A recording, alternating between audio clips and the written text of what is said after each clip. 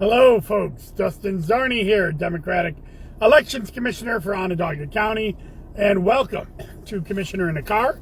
I'm on the thruway. I'm on my way home from Albany. I was in Albany today. Well, first, the title of Commissioner in a Car.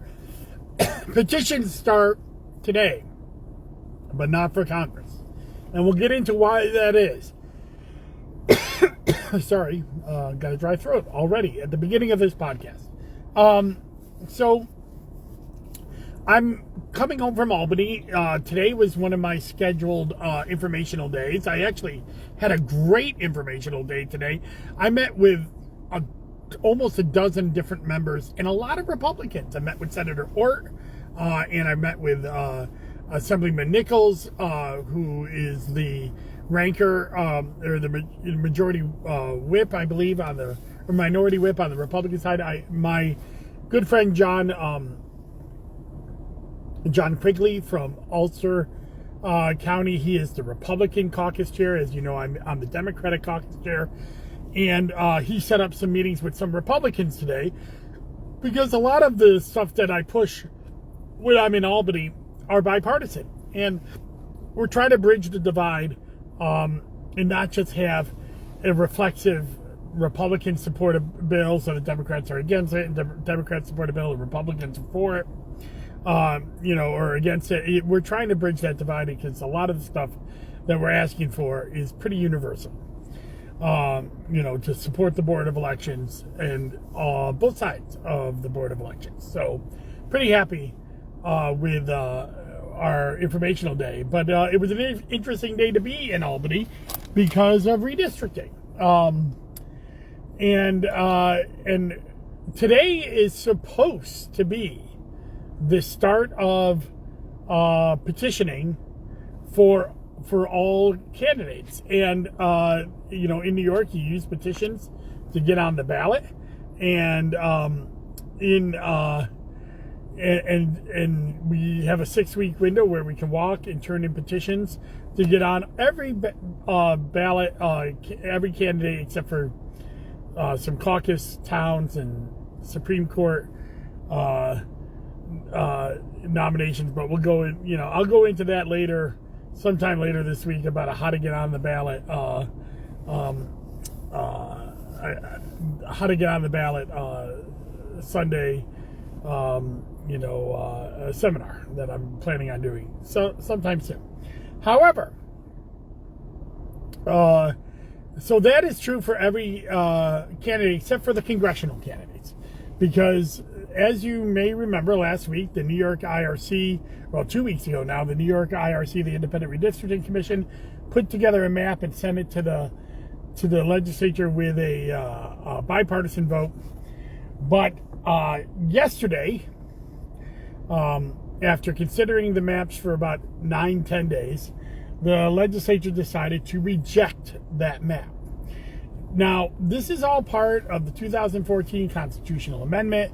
They created the New York State IRC, and the independent body that is supposed to come up with all the legislative lines, and the congressional ones were sent back, to be redrawn, and then they're supposed to send it to the legislature. And I don't want to go into all of that again. Watch my last Commissioner in a Car, where I go over all of that. And you can watch that and go into the old history there. But as part of that constitutional process, the legislature has an opportunity to reject the map and replace it with one of their own. However, there are restrictions. And the main restriction is if the IRC sends them a bipartisan map with at least 7 votes, then the legislature can only reject it and then alter the districts by 2% of population, which turns out to be about 16,000 voters, any which way, or 16,000 population, even less voters, any which way that they want to do that. Now, there was some thought that the New York legislature, after they rejected the maps, would also then repeal the law about the 2%, because that was added in after the constitutional amendment, so the voters never voted on that. That was just a law that they voted in after the constitutional amendment, but they didn't do that. They, as of this morning, they have put in a district, or put in a set of maps, and they're very similar to the New York IRC maps, but there are changes, and I think in some places some substantial changes. In Onondaga County, New York 22, there were no changes. So no changes whatsoever. It's from the New York IRC. Big changes from the previous map. So I'll go into that in a little bit. So the legislature introduced that right before midnight on Tuesday. Well, the way the legislation works, when you introduce a law, it needs to age for 3 days. That third day is Thursday. They will vote on the new maps on Thursday. The governor hopefully will sign it that night, and then we will have congressional maps. However, because the congressional maps that were done by the special master in 2022 are over with, the court has ruled that they were only there for 2 years. There are no maps for congressional to walk in right now, so they cannot go out and walk petitions. They will have to wait until the governor signs the legislation that creates their maps. So some of you may be wondering, well, is there going to be another lawsuit like we saw in 2022? Always possible. You can never rule out something like that.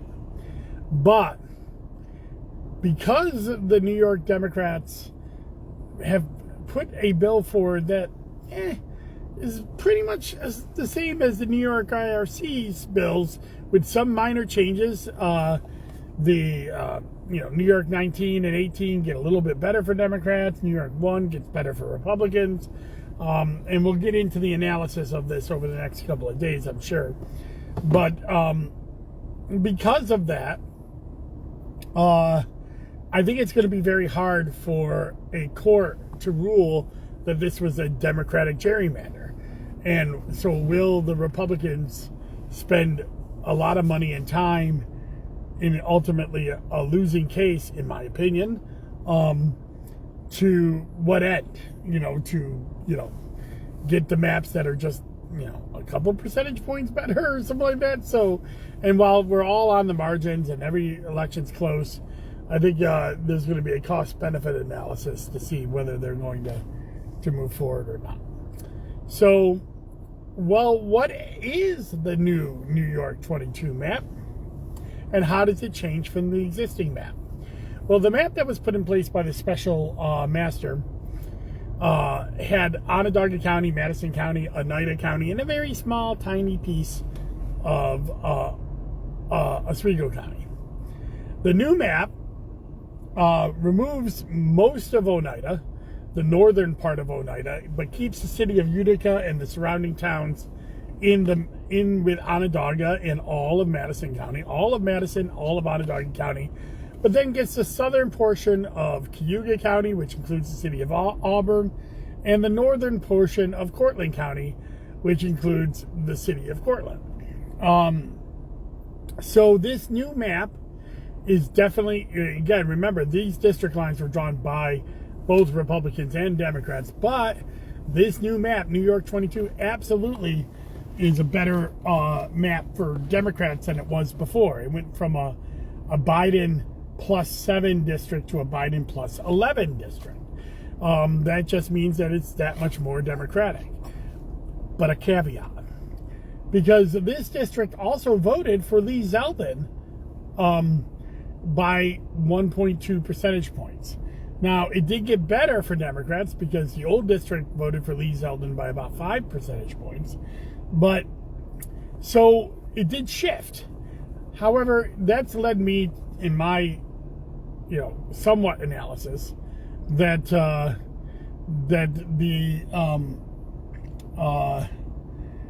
district is going to behave somewhat like the district in the old New York 24 that was back before redistricting in 2012, that kind of flipped back and forth If you had, we had Jim Walsh in that district forever, but in 2006 he almost lost that district.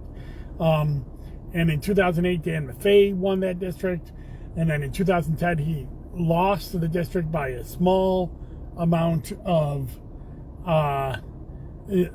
votes, and then in 2012 Dan Maffei won the district, and then in 2014 he lost the district. So we're going to go back to this district that could have the ability to flip-flop back and forth a lot, depending on whether it's a midterm or a general election. Now, Kako got in there and kept the district forever, but that was after the redistricting of 2012, and I posit that it is actually was a worse district for Democrats. We really drew a bad district there through the legislative process. And this is kind of fixing that and making it more in line with what Central New York is. So it's going to be interesting to see what this district is come election time, and who's going to win this district. And of course, who's going to win the primary. And I talked last week about the ridiculousness of the conspiracy that this was all about John Mannion and not Sarah Lee Hood. I mean, that's silly, and I'm not going to get into it anymore. Watch my last week's rant on that if you want. But the district is definitely better for Democrat. It's definitely a competitive district inside the Democratic Party as well. And we'll have to see who becomes the nominee. So that's why congressional petitions cannot start yet. There are no lines. But the lines that look like they're going to be passed and voted on Thursday and signed by the governor Thursday night, we will have congressional lines. Everything I'm hearing means that the petition period is going to stay the same, even though they lost 3 or 4 days of petitioning, because Tuesday, Wednesday, Thursday. If the governor signs it Thursday night, they won't be able to walk petitions until that. I put some back of the napkin figures out this morning on my Twitter feed and on my Facebook feed about what the new New York 22 is going to look like, registration-wise, and even performance-wise. So go check that out. All right. Well, I want to get back on my road to get home. I've been driving a lot, going to Texas and back, and now going to Albany and back. But I really enjoy the work I'm doing, so it was good. This week, on Friday, Zoom and Zarni with Brennan Center's Joanne Denise. She is going to be talking about the public campaign finance program and how that is, coming down the pike here. And then there is a weekly walk this weekend. I keep promising to do it, and hopefully I'll do it. DustinZarni.com, year 2. Hopefully I'll get being back in the swing of doing my 3-week contents, a commissioner car on Tuesdays, a Zoom with Zarni on Fridays, and on the weekend, a weekly walk. So check it all out at DustinZarni.com. Like and subscribe. It's always free. It's part of my public campaign outreach, or public outreach and educational outreach. And stay tuned. I'm sure by Thursday night and Friday morning we'll know a little bit more about where our congressional maps are. Thank you very much, and enjoy your day. Bye-bye.